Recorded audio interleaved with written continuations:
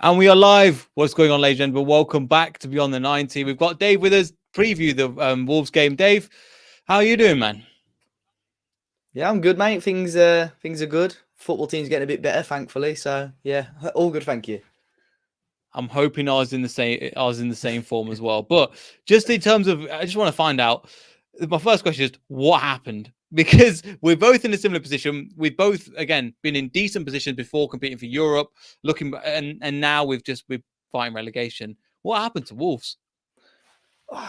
So there's so much to sort of unpack really with Wolves. Obviously, you guys would have seen it in the reverse fixture. You smashed us at home. I say smashed. I thought, on paper the game was pretty close, but Leicester was so clinical in that match, and that was really the low point for Wolves this season. I remember after that game, the technical director at the time, who was Scott Sellers, got pelters in the ground. He ended up losing his job. But I think Wolves just almost started to try and change things too quickly. Obviously, we were so successful under Nuno. His time came to an end. Bruno Lage took over. And with Bruno Lage, he actually sort of adopted Nuno's tactical style, which meant he had a pretty decent debut season, to be honest. And probably for 3/4 of it, we're in European contention again. But then, unfortunately, the start of this season, I think he had the right intentions, Bruno Lage, because he wanted to go to a back four. He knows that to take the next step, we had to be a bit more attacking. But he lost too many sort of influential players at one time. I think Connor Cody obviously let go because he wasn't part of the system. Romain Sace, who had been at the club at such a long time, didn't renew his contract. John Ruddy in the same boat as well, who wasn't necessarily playing but was in the team. So we lost a lot of leaders as well. And I don't know, I think he just tried, Bruno Lage and the club, I don't think the transfers are great, just tried to change things too quickly. But thankfully now, took us a while, but we've got Lopategy, and thankfully things are just sort of turning around slightly and we're in a much better position. Yeah, I mean, at the moment, I'll bring up the table because I just went to find it as well, the previous match as well. I know not to mention the 4-0, but I remember thinking, we literally had 4 shots on target. Every single one of them went in. And to be honest, I don't think Jamie Vardy has actually scored since that game. Oh, no. But it's been, again, it's from that we went on a little bit of a run, but then as you found out, we went below you at the moment. So is it kind of, do you think it's a similar thing to Leicester? Again, big clubs, well, not big clubs, but clubs that can potentially break the top 6, top 4, and going for that. And that's what the aim of us is. And Midlands, just in general, especially at the beginning of the season, you were down there, we were down there, Villa were down there, and Nottingham Forest are down there. And it just seems like we're in, basically all 4 of us at the beginning of the season were just all in the mud, weren't we? Yeah. But yeah, and I think you guys are still, I know we'll probably come on to it a bit more. I think you got enough quality to stay in the division, but I just don't know what it is. Things have just have become stale, and I don't know, maybe Brendan Rodgers should have gone a little bit earlier for you guys.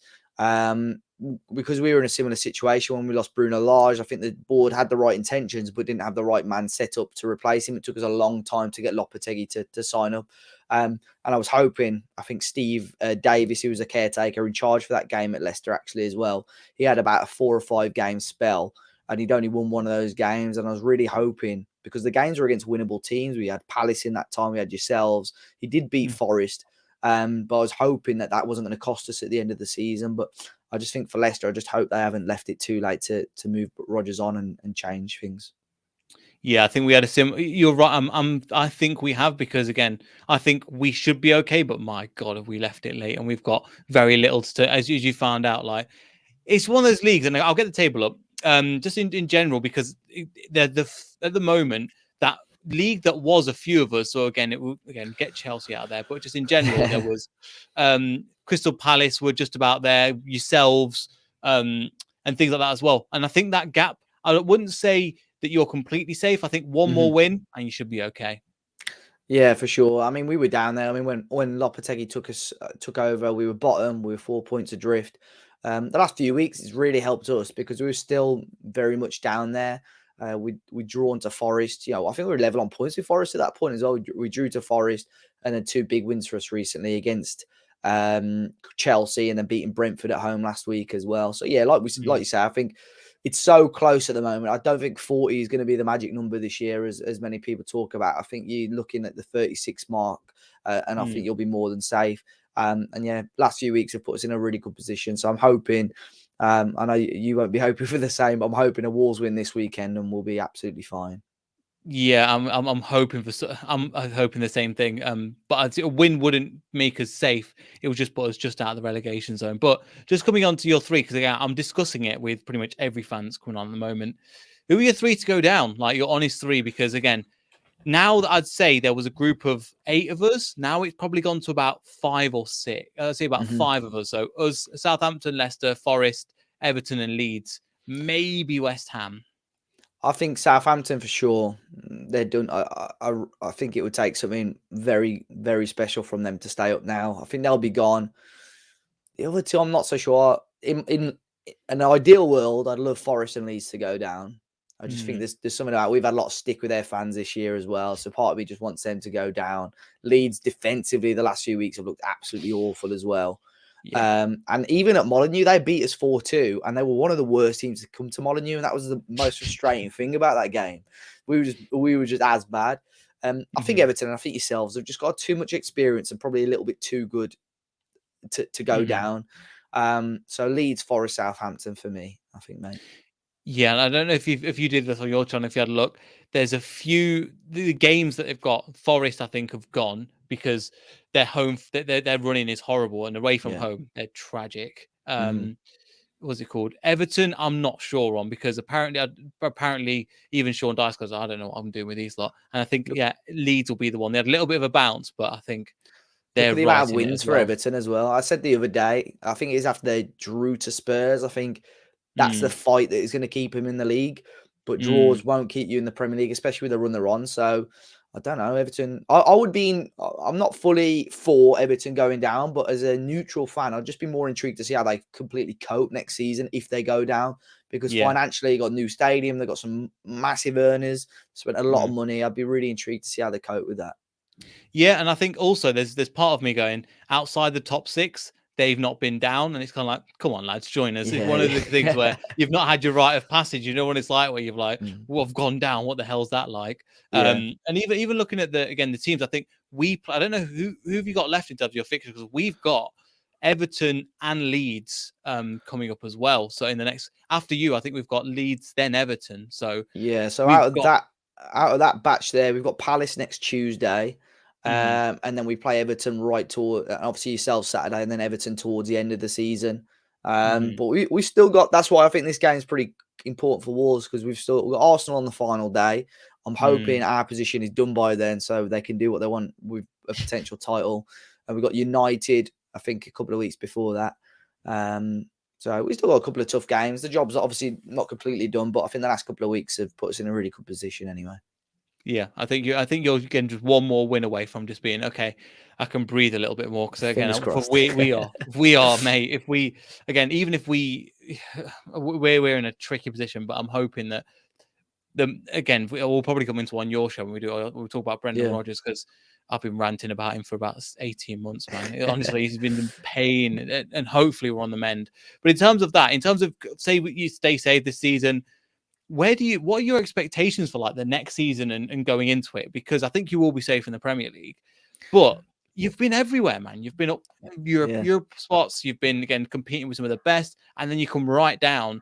Like where are you kind of stabilizing yourself? I think for next season, I think this summer will be interesting for Lopategy to see sort of what he does in regards to the team, who comes, who stays, and then who goes. I think there's a lot of players there. I think Jimenez, unfortunately, is just past his best now. I think players like him will move on. You know, he's on a big wage as well. For next season, I just want to make sure we're not in this position again. Like, it's been so stressful the last couple of months. You know, even going in, because I don't think the World Cup helped it being right in the middle of the season. We went into the World Cup bottom of the league. You had all these tables coming up saying, "Oh, bottom at Christmas." And you know what? And I just want us to be top half next season, see what Lopategy can do. I think we're 6th on the form table since the World Cup, which is pretty good. So I just want us to grow from that. But you're right, you know, we have been everywhere. Unfortunately, I think COVID killed our momentum, because we were doing so well.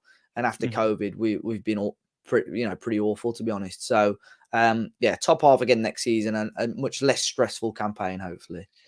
Yeah, I'm with you, man. I'm with you. And just on that, in terms of hopefully, again, if we stay in the Premier League this season, what it is, I don't want to sound we're too good to go down. But at the same time, you know what it's like. It's like Yeah, you don't want to be too negative either. you don't want to be too negative at the same time. So, just on that, were you surprised when you were linked with Lopategy initially? Were you like, nah, this isn't going to happen? Because I'll speak to a Aston Villa fan, Sean as well. Yeah. And I was like, and he was just going, mate, I can't believe he's come to us. And I know Valencia a little bit of problems, but are you surprised when Lopategy came to you, considering the position you were in?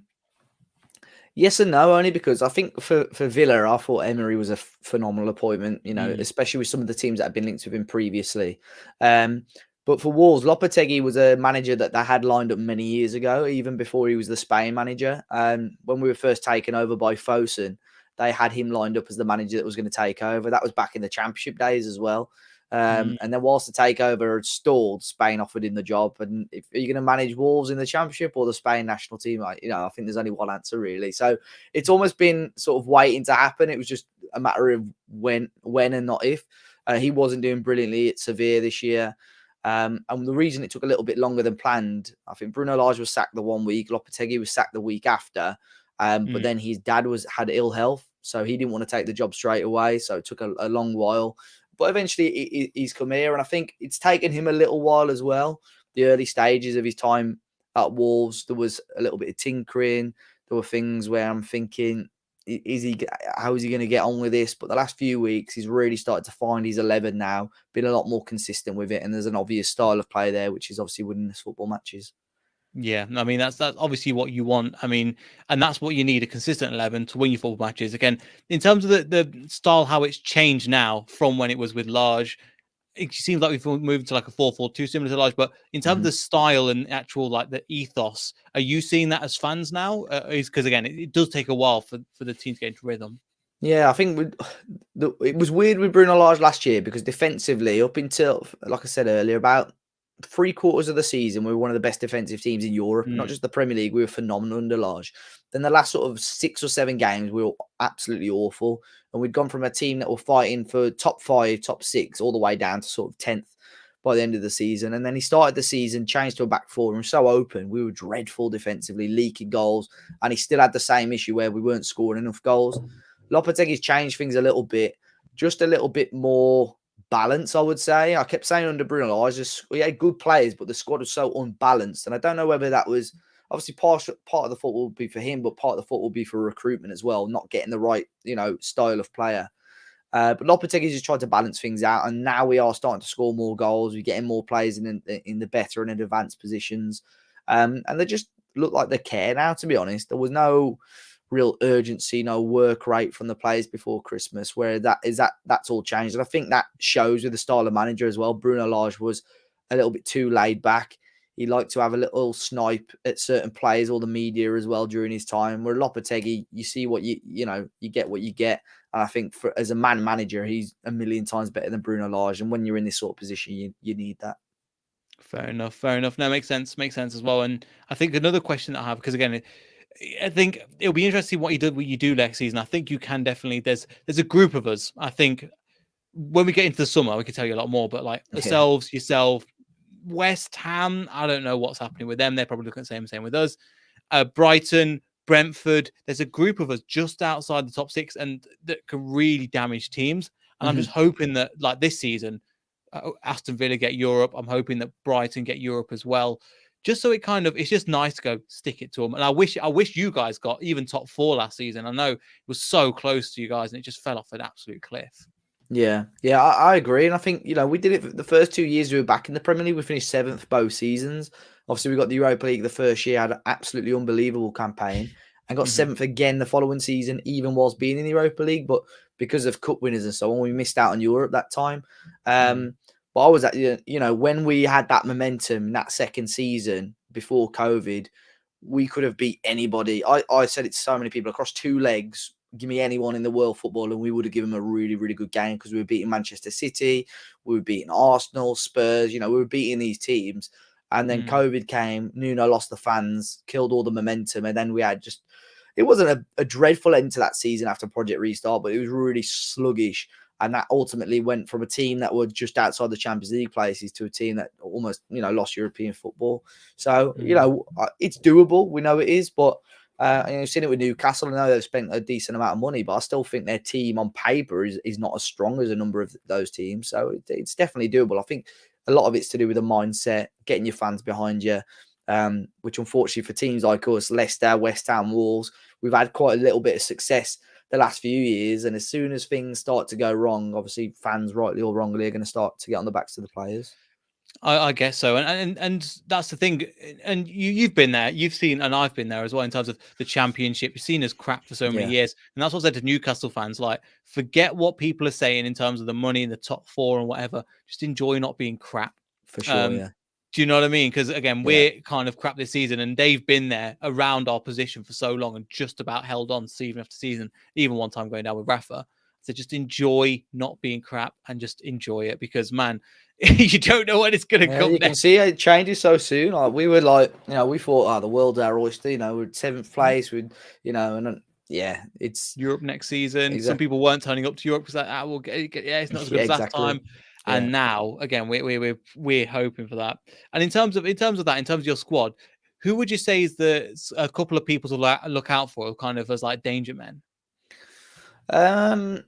We've had players sort of come in and out of form, really. I think Mateus Nunes is one the last few weeks who's really kicked on. He's been so poor this year, debut season in the Premier League, but he's one of those players. And every time I watch him, I think this is a very good footballer here, but he just doesn't show it enough. He doesn't show it in the final third enough.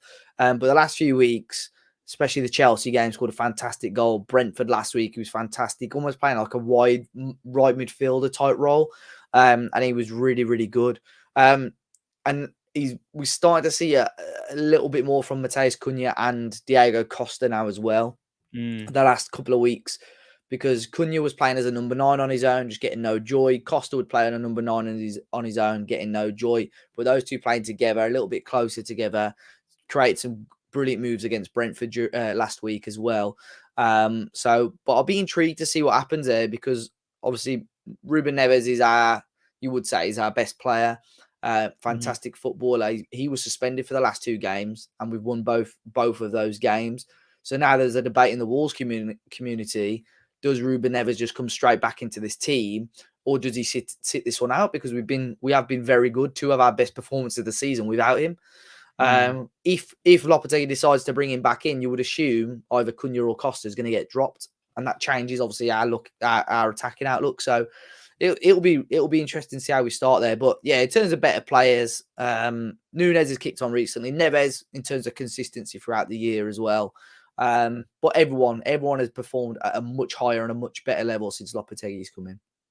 Yeah, that's good to hear. I mean, good to, because I wish you guys all the best in terms of apart from when we play you, but just in general for the season, because you guys I enjoy. And the thing is, I think there's been from outside the Midlands, there's this rivalry, all the Midlands clubs, and I know you can clear it up as well. There is no rivalry between us. Yeah, no, none at all. No. Yeah, even in general, it's like I think East Midlands and West Midlands, we have our own thing. You have your own thing over there. That's where, and even I was speaking to you, and even when Sean went out, we were down at the BT Sport thing, and it was like even Wolves and Villa, there's nothing really there as well. No. There's just, I think the Wolves and Villa one is when we're in the Championship, we go neck and neck, and I think it's almost, especially with Villa, I think you have to make something of it, because they're Birmingham and Albion. Well, West Brom may come up this year, but they're sort of way off it. So you've almost got to just try and make some sort of rivalry. The first year we were back in, you were the closest team to us. I mean, obviously, we don't clash you as a rival. You don't make anything out of it. But, I think when there's a team that's less than an hour away from you, then there's always going to be something there, isn't there? Yeah, and it's easy away day to get to, and also, well, the most thing I don't like about Wolves is your away end, because it's crap. Oh yeah, it's awful. Wolves away is crap. I think that's just a general thing that I say. Most people, again, if you're coming from, especially if you're coming further away, for us it's not too far. But and then just coming into again a player that's been linked to you, has been linked to us. That the Turkish guy Okan Koku, I know you did an article about it as well.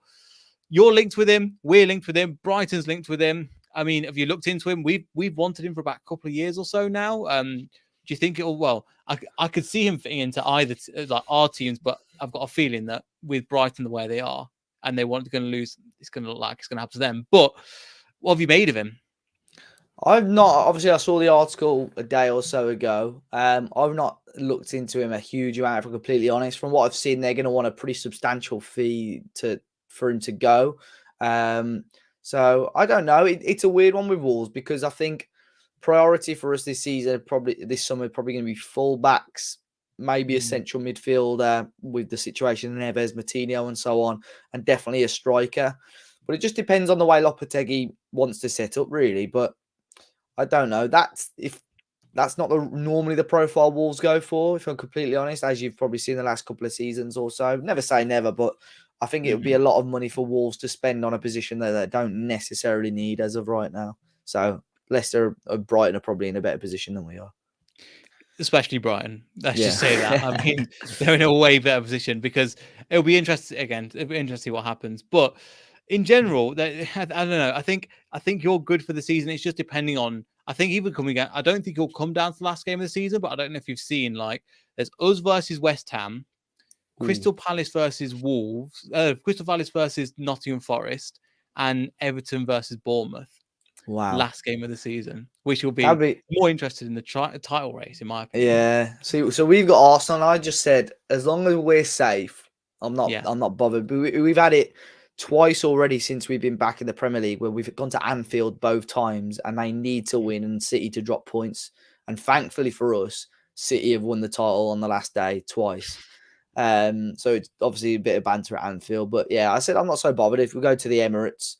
As long as we're sorted, I'm not bothered with the situation that Arsenal are in. But that would be interesting. I love it, those teams that are playing each other, that it is really close, where maybe about 4 or 5 teams can still go down. I know for yourself, it's probably not good for the heart rate. But I remember when we were down. For you if you're not in it. Yeah, exactly. We were in it years ago. We stayed up in the end, and we lost a game, but stayed up on goal difference. Blackburn, we lost 3-2. That was maybe 2011, I think. It went down. Birmingham went down in the end. And I think Blackpool may have gone down as well. But yeah, so it'd be interesting. Not had anything like that for years anyway. Yeah, I thought we weren't going to have anything like that for years as well, but here we are. It's just one of those at the moment. But yeah, I think in terms of obviously the squad that we've got, because we're probably going to set up. The problem is with Leicester, we've only got 2 wingers at the squad. Harvey Barnes is injured. Okay, you'll probably go more into that on your end as well. Yeah, the preview on your show. We're probably going to set up, just to let you know, in about like a back 5, so kind of like that. Yeah, the ultimate team. Sorry, love the ultimate team. Honestly, I don't know FIFA, so it's just a nice formation builder.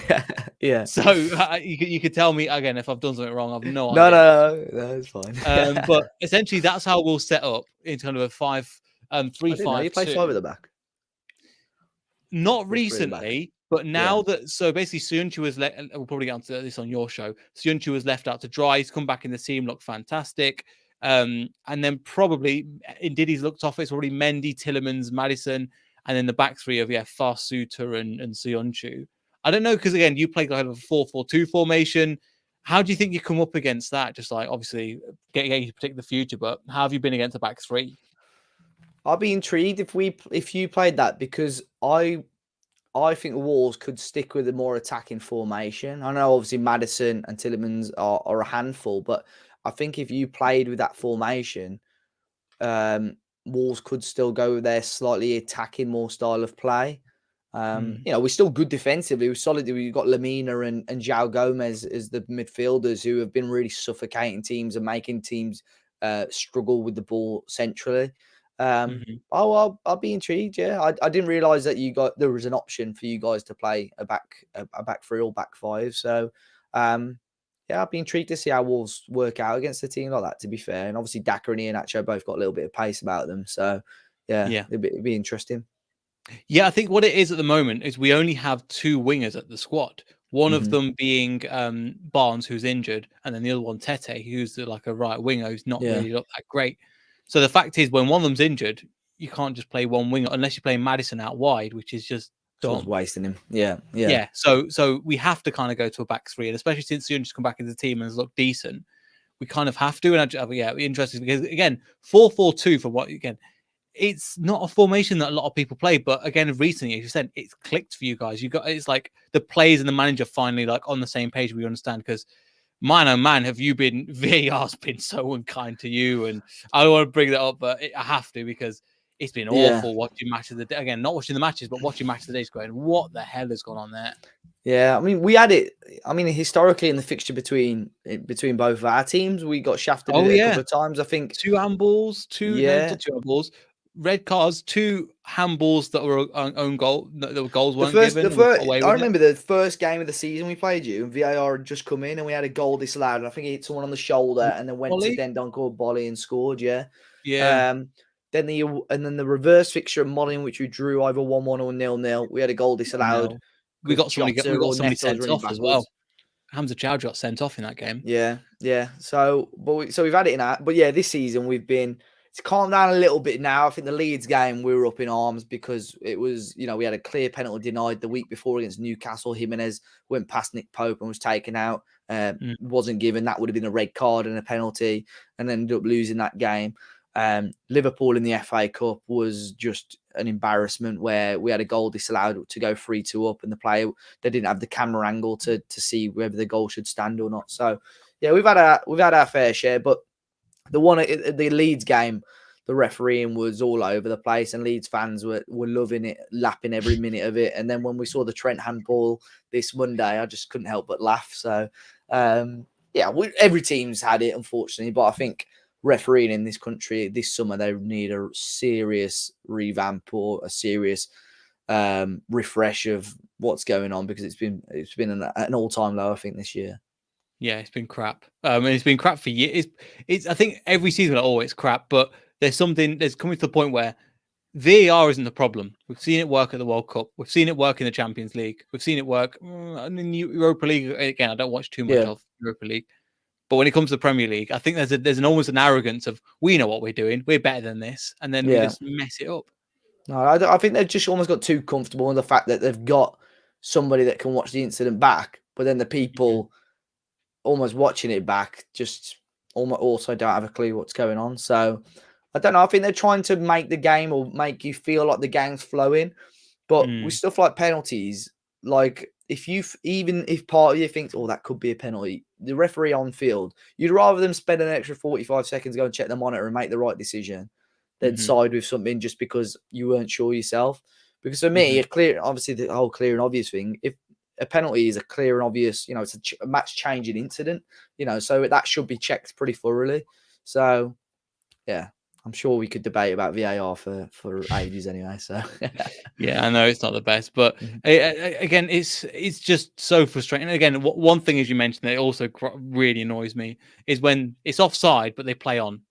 Yeah, and offside, then put the flag up. Yeah, because it's just like you're in the ground, you think they're in, and then you see that. Oh, great, okay. We got a couple of times where we scored as well, and I can't remember who it was, Yeah. but everyone's celebrating. I just look at the Gives lights the opposition fans something to cheer about. Hey, and then they go give you the signs and everything. Exactly. Because you're like, oh no, yeah. But apart from that, Dave, that's pretty much everything I've got. But yeah, thanks for going on with me. I really appreciate it. And there's going to be a preview on your channel, so again, it's linked down below. But tell the people where they can find you. Yeah, so it's Talking Walls. We're on YouTube, Facebook, Instagram, Twitter. Obviously, we'll do a preview, Neil, on our channel, and got reaction as well after the game. So if you want to come and see what I say after we win, or if you want to come see me almost crying after we lose the game, come and check us out, Talking Walls on YouTube. Anyway, we might, if you do lose a game, we'll still be going relegations just there as well. So we need this next 3 games is vital for us. Again, Everton and Leeds. If we've lost that, we're going down. Yeah. It's massive, as you were saying. But yeah, again, appreciate Dave. Again, links for the description. Again, thanks everybody for watching. Like, subscribe, all that good stuff. And we'll see everybody in the next video. So goodbye.